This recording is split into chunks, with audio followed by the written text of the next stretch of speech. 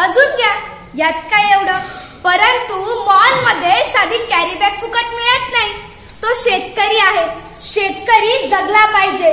कारण कितीही India digital झाली तरी भाकरी काही आपल्याला डाउनलोड करून मिळणार नाहीये.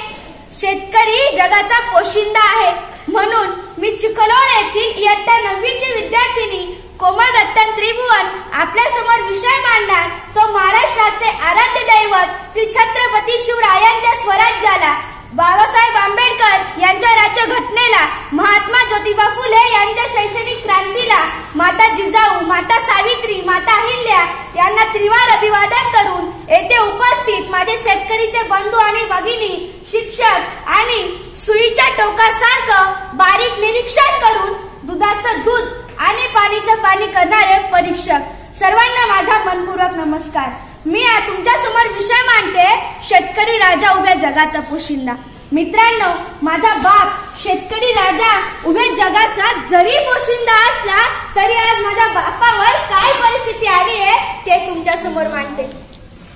खुर्ची आणि टेबलाच्या मध्ये ढेरी तट्ट दाबून बसलेल्या साहेबाला सखाराम आदराने बोलला. ओहो, खुर्ची आणि टेबलाच्या मध्ये ढेरी तट्ट दाबून बसलेल्या साहेबाला सखाराम आदराने बोलला. धन्यवाद साहेब, धन्यवाद.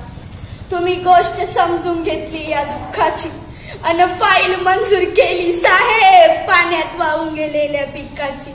आभार, मनापासून आभार म्हणत हातावर त्यानं खडी साखरेचा प्रसाद ठेवला. ओहो, आभार, मनापासून आभार म्हणत हातावर त्यानं खडी साखरेचा प्रसाद ठेवला. तसंच साहेबाची तंबाखू मरता मरता पाठीमागचा शिपाई बोलला, अय दैवान्या, आधी ऍडव्हान्स जमा कर. माहित नाही का तुला, साहेब पैशाशिवाय कशालाच तोलत नाही. आणि खडी साखर उचल. सरांचा डाएट चालू, त्यात गोड खाल्लेलं चालत नाही. 4 दाणे खडी साखरनं चालणाऱ्या डाईट मध्ये टेबला खालच्या नोटा खाणं बसल का? अन फुल्ल झालेल्या डेअरी मध्ये अजून खायची ताकद असल का? हा मनातला प्रश्न सखारामनं मनातल्या मनात घेऊला. फाईल मंजुरीत खिशातून 5000 गेले. फाईल बँकेत जमा झाली की तुम्हाला नोटा देतो. लागेल तर या वर्षी शेतात हरभरा पेरेल पण कांदा पेरणार नाही. लागेल तर या वर्षी शेतात हरभरा पेरेल पण कांदा पेरणार नाही. पण मायेची शपथ घेऊन सांगतो साहेब, ठरलेला हप्ता ठेवणार नाही. ठरलेला हप्ता ठेवणार नाही. चालतंय चालतंय, आठवणीने आणून दे, काहीच हरकत नाही. महोदय म्हणे चालतंय चालतंय, आठवणीने आणून दे, काहीच हरकत नाही. अरे तुला तर माहितीये आपल्या सहीशिवाय फाईल पुढे सरकत नाही. तुला तर माहितीये आपल्या सहीशिवाय फाईल पुढे सरकत नाही. साहेबांच्या तंबाखूसाठी मळलेला हात शिपायानं पटकन झटकला. ओहो, साहेबांच्या तंबाखूसाठी मळलेला हात शिपायानं पटकन झटकला. अन 10,000च्या फाईली पायी 50,000 द्यायला लागून सखाराम झाडाले जाऊन लटकला. अशी अवस्था सर माझ्या शेतकरी बापाची. माझा बाप या जगाचा जरी पोशिंदा असला तरी आज माझ्या कृषी प्रधान देशात माझ्या बापावर ही आत्महत्या घेण्याची वेळ येते. तरी सुद्धा त्याने शेती करणं काही सोडलं नाही. मराठवाडा विदर्भातील शेतकरी आत्महत्या करत होते. तेथील एका पत्रकाराने आपल्या भारताच्या कृषी मंत्री साहेबांना प्रश्न विचारला. कृषी मंत्री साहेब, मराठवाडा विदर्भातील शेतकरी आत्महत्या करतायत, यावर तुमचं उत्तर काय? तर आपल्या भारताचे कृषी मंत्री म्हणतात, मराठवाडा विदर्भातील शेतकरी आत्महत्या करतात ते त्यांच्या प्रेम प्रकरणामुळे आणि दारूमुळे. हाच पत्रकार, हाच प्रश्न आणि हेच उत्तर घेऊन मराठवाडा विदर्भातील एका शेतकऱ्याच्या मुलाकडे येतात आणि विचारतात त्याला, बाबा रे, तुझ्या वडिलांनी आत्महत्या केली ती प्रेम प्रकरणामुळं, असं आपल्या भारताच्या कृषी मंत्र्यांचं म्हणणं आहे. यावर तुझं उत्तर काय? तर जरा लक्ष देऊन ऐका मित्रांनो, तो मुलगा काय म्हणतो.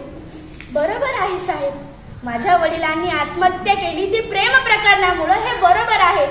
परंतु साहेब, कृषी मंत्र्यांना कळालेलं प्रेम ते बाया बापड्यांचं असावं, पण मला कळलेलं प्रेम माझ्या बापानं आयुष्यभर या जमिनीवर केलंय. आकाशातून पाऊस पडला नाही आणि जमिनीतून पीक उगवलं नाही.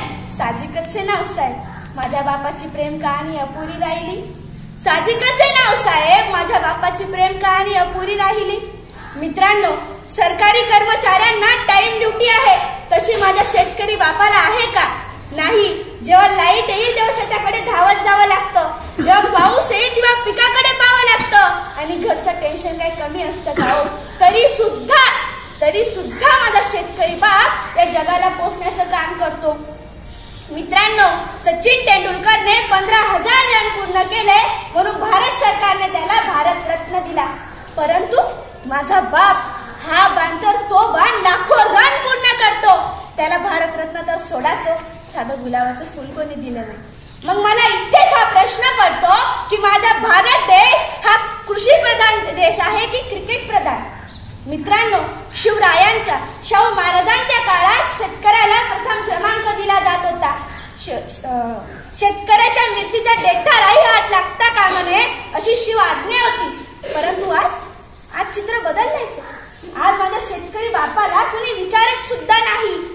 सर, कांदा लावणीपासून, कांदा निंदणीपासून, कांदा खांडून, ट्रॅक्टर भरून, मार्केटला जाऊन भाव व वजन कळेपर्यंत माझ्या बापाच्या मनात एक भीती असते. मी आणि माझ्या परिवारानं केलेल्या कष्टाचं चीज होईल का? मी आणि माझ्या परिवारानं केलेल्या कष्टाचं चीज होईल का? आणि आता तर कांद्यावरच निर्यात बंदी आली सर, कांद्यावरच निर्यात बंदी आली. जाता जाता पुन्हा एकदा हेच सांगते, कितीही इंडिया डिजिटल झाली